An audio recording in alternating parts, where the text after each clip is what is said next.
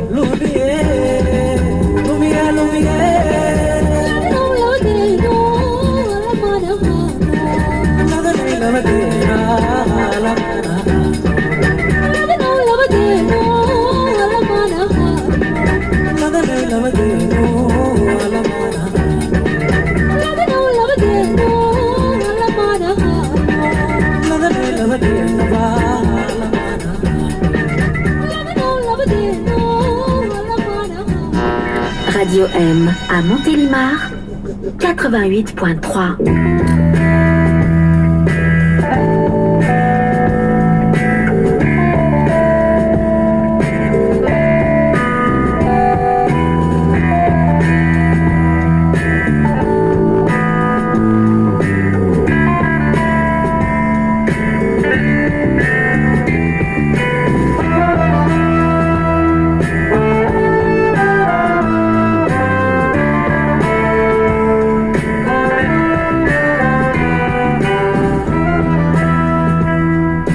Espagnol s'est montré très convaincant. Pedro Sanchez a assuré qu'un déconfinement trop précipité serait, je le cite, une erreur absolue, totale et impardonnable.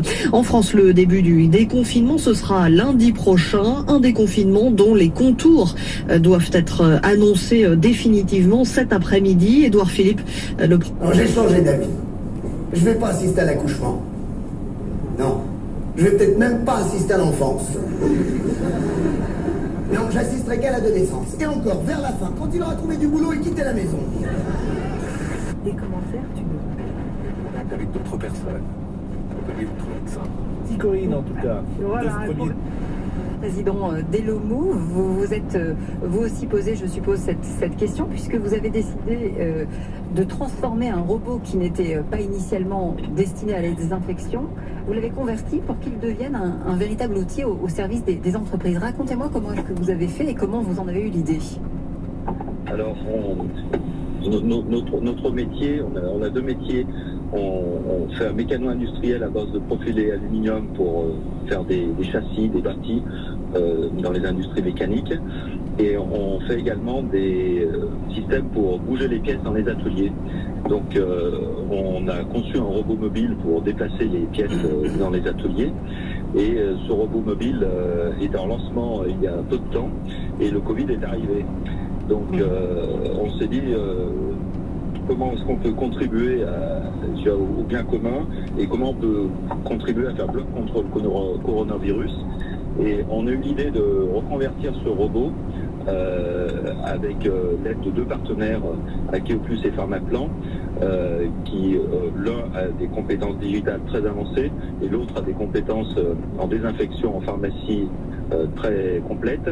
Et on a eu l'idée de dire, pour participer à bloquer ce coronavirus, on fait quelque chose qui va contribuer à la désinfection. Et donc, ce robot, il a un nom, hein. Il s'appelle RAID, oui, c'est ça. Et je crois qu'il est prêt à être testé, c'est ça. On l'a appelé RAID et il est prêt à être testé sur la base des 3 compétences, mobilité, intelligence artificielle et désinfection. Et c'est vraiment la réunion de 3 compétences qui fait qu'on a quelque chose qui est très complet. Notre objet, c'est désinfecter de manière automatique et de créer des expériences digitales de désinfection dans des milieux donnés. C'est-à-dire qu'on va pouvoir l'utiliser dans les grandes surfaces, dans les trams TGV, dans les usines de production, et on va pouvoir traiter en très peu de temps de très grandes surfaces. Ce qui veut dire vous dites qu'il est autonome pendant pas mal d'heures et il peut désinfecter 100 mètres carrés par exemple. Alors il peut désinfecter 100 mètres carrés en 1 minute, effectivement. 1 minute, oui. Donc ça laisse effectivement assez songeur hein, sur la quantité de lieux qu'il va pouvoir désinfecter en une journée par exemple. L'autonomie c'est quoi? C'est 24 heures? On est sur une autonomie là de 8 heures.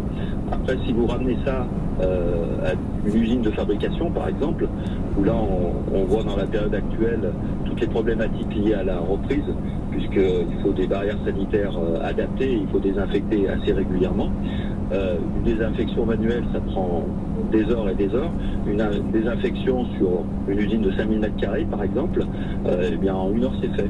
Ce qui veut dire qu'entre 2 équipes, par exemple, on couvre 5000 m². Donc, vous imaginez le travail sur 8 heures, ça fait une grosse société de 40 000 m² qui est complètement désinfectée. Donc, et ça signifie aussi qu'on n'a pas besoin d'envoyer du personnel, et en ces temps de crise sanitaire, c'est aussi un peu compliqué. On n'a pas besoin d'intervention humaine, donc moins besoin de protection non plus et de personnel habillé avec des charlottes, des blouses, des masques. Ah oui, c'est vraiment une des caractéristiques de ce robot, c'est qu'il est entre guillemets intelligent. Il va cartographier son environnement et ensuite il va se déplacer et traiter toutes les zones qui sont à traiter. Et au-delà de ça, il charge tout ce qu'il fait. Il y a une traçabilité qui est assurée, c'est-à-dire qu'on sait précisément ce qu'il a fait, quand il l'a fait, comment il l'a fait, et ensuite on peut améliorer les process en fonction des résultats. Donc non seulement c'est quelque chose qui développe une expérience digitale, et cette expérience digitale va aider à améliorer systématiquement le process et la désinfection. Elisabeth, je crois que vous avez trouvé aussi une innovation du côté du Puy-de-Dôme. Oui, alors ça, pour désinfecter les bureaux, une entreprise qui est basée dans le Puy-de-Dôme qui a innové avec une lampe hybride. Une lampe qui permet à la fois d'éclairer les bureaux, les espaces qui accueillent du public, mais aussi de désinfecter les surfaces la nuit lorsque les locaux sont vides. Cette entreprise, c'est le groupe Dietal. Il est implanté en France et en Roumanie. Et donc cette lampe, elle est équipée d'un LED UVC, hein, avec des rayonnements ultraviolets qui permettent de stériliser la surface en éliminant le caractère infectieux, en éliminant le virus. C'est une technologie qui est assez connue, qu'elle est utilisée depuis longtemps, notamment dans les hôpitaux. Mais là, comme il y a le caractère un peu hybride, hein, c'est-à-dire que c'est une lampe qui à la fois ça éclaire et ça désinfecte, donc c'est en ce sens que c'est une innovation du groupe Dietal. Et la transition est toute trouvée pour accueillir notre prochain invité. Benoît Gilman, bonjour. Oui, bonjour. Merci d'être avec nous. Vous avez fondé, vous, BioUV, BioUV groupe que vous dirigez dans l'Hérault, du côté de Lunel. Votre mission première, c'est le traitement de l'eau avec les fameux rayons UV dont on parlait à l'instant. Mais là, vous avez réfléchi à comment adapter ce savoir-faire pour que ça soit utile dans le cadre de la désinfection Covid. Et c'est exact. On a 20 ans, on est parti de rien. Aujourd'hui, c'est 80 personnes en France et 35 en Écosse. On est à la fois, on maîtrise depuis 20 ans la technologie UVC, ne pas confondre avec les UVA et les UVB. La longueur d'onde n'est pas la même. Et on maîtrise aussi la technologie ozone. Et à partir du moment où on conçoit et on fabrique, effectivement, on savait dimensionner des appareils pour le traitement de l'eau et sous toutes les formes d'eau, puisque toutes les eaux ne se ressemblent pas. Et puis on s'est dit, mais il n'y a pas de raison qu'avec la technologie qu'on maîtrise, on ne sache pas designer quelque chose pour désinfecter les surfaces, qui nous paraît prioritaire par rapport au traitement de l'air. Et si vous voulez, c'est pour ça qu'en 3 semaines, effectivement, le bureau d'études s'est arraché par des expressions et on a sorti les premières unités pour les tester en laboratoire. Alors déjà, alors, ce sont des petits scanners, hein, c'est ça qui peuvent désinfecter les surfaces. Un bioscan, c'est son nom, je crois. Bravo, c'est exactement ça. C'est-à-dire qu'on va balayer la surface que l'on veut traiter en la touchant, hein, comme vous passeriez une éponge sur un bureau, ou vous balayez la surface d'un clavier d'ordinateur, ou dans les EHPAD d'un lit, des montants de lit, chez un docteur généraliste. Vous voyez qu'il passe des dizaines de personnes par jour qui potentiellement peuvent être infectantes, et là on va balayer tout ce qui va être les sièges, tout ce qui va être tous les espaces qui peuvent être, enfin les surfaces qui peuvent être touchées par des personnes potentiellement infectées. Ce que je voudrais particulièrement insister sur la validation des procédés du système. Oui, parce que c'est en cours, le prototype est testé en ce moment à Montpellier, c'est ça, pour confirmer son action? Voilà, ce que vous dites est fondamental. C'est-à-dire qu'il y a tellement de choses qui sortent dans le monde et les gens découvrent les UVC. C'est curieux parce que ça a été inventé en 1904 à Marseille. Et, mais si vous voulez, il faut vérifier dans des laboratoires indépendants l'activité que l'on a, à la fois sur les bactéries et les virus, dont le coronavirus. Et si vous voulez, dans notre cas, on a fait 2 laboratoires. Un premier laboratoire qui, selon une norme connue et précise et un protocole drastique, a validé notre efficacité à 4 logs et 5 logs, c'est-à-dire 99,99 et 99,999. Ça, c'est pour les initiés.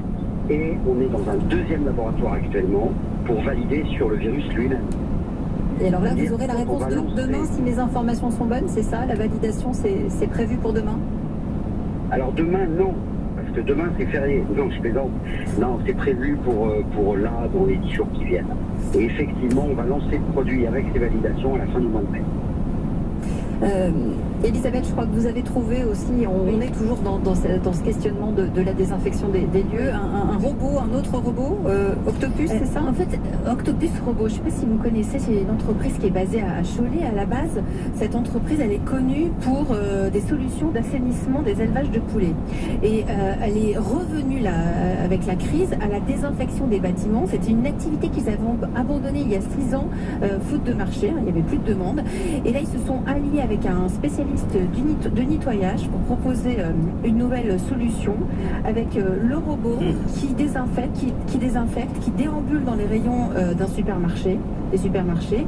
Ils ont proposé ça à travers les réseaux sociaux et pour rappeler que eux étaient connaisseurs et avaient l'expertise de la désinfection des bâtiments. Et du coup, grâce à ce positionnement, eh bien, ils ont pu avoir une espèce de coup d'avance pour pouvoir se lancer là-dedans, dans ce projet pour désinfecter les établissements qui reçoivent du public, comme les aéroports, les usines et les supermarchés. Dernière question concernant BioUV Group.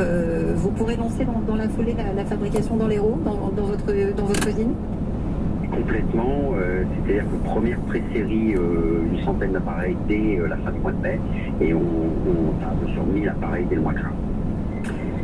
Merci d'avoir été avec nous. La France Bouge continue, 13h16 sur Europe 1. Europe 1. La barre du métro, le bouton de l'ascenseur, comment être sûr de ne pas toucher des objets contaminés? Là encore, vous allez le voir, des Français innovent. À tout de suite. Alerte coronavirus.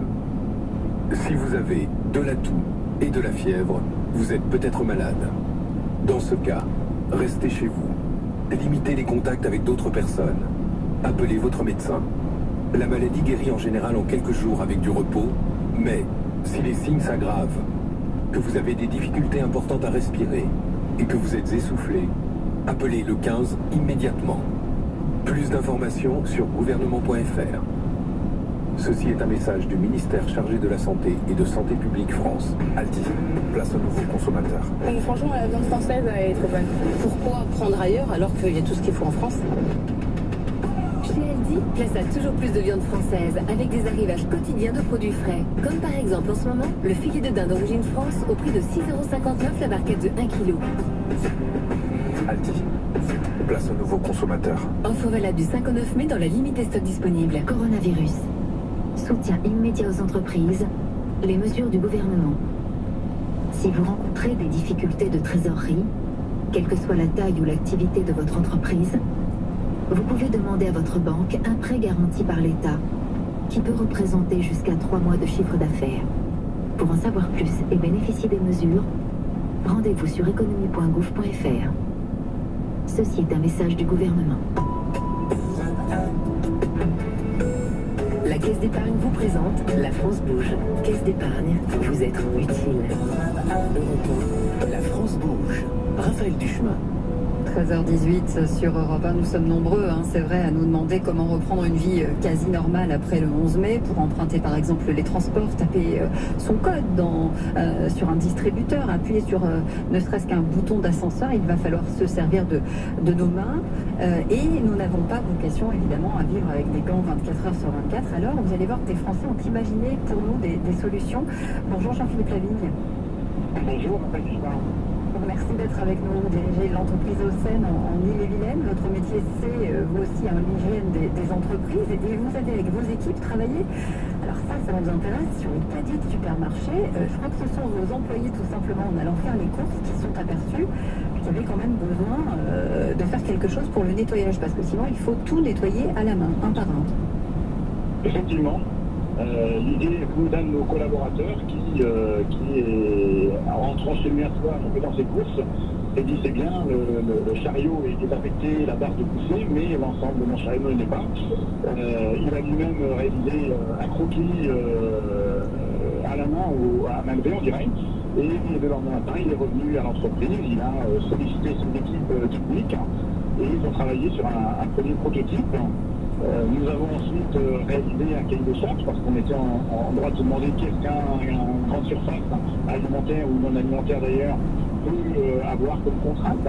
Et à partir de ce cahier de charges, on a réalisé un prototype. Nous sommes ensuite allés le proposer à 2 grandes surfaces, une dans notre commune ou dans notre entreprise, à l'Union des Verts, et l'autre dans Fougères. Et les deux dirigeants de ces entreprises ont dit oui, c'est intéressant. Aujourd'hui, on ne fait que manuellement et chariot un par un. Si notre solution peut permettre de traiter plusieurs chariots, on va gagner beaucoup de temps. Et le concept est parti de cette date-là.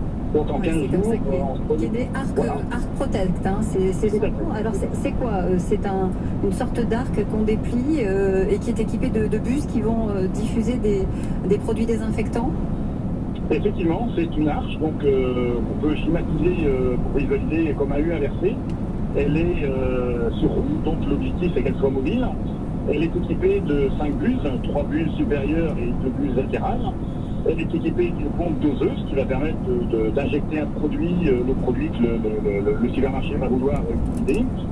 Un peu comme quand on va faire laver sa voiture finalement, c'est un peu le même genre de système. C'est en miniature. C'est en miniature, elle est postée près des parcs à caddie et elle ne nécessite qu'une arrivée d'eau pour être fonctionnelle.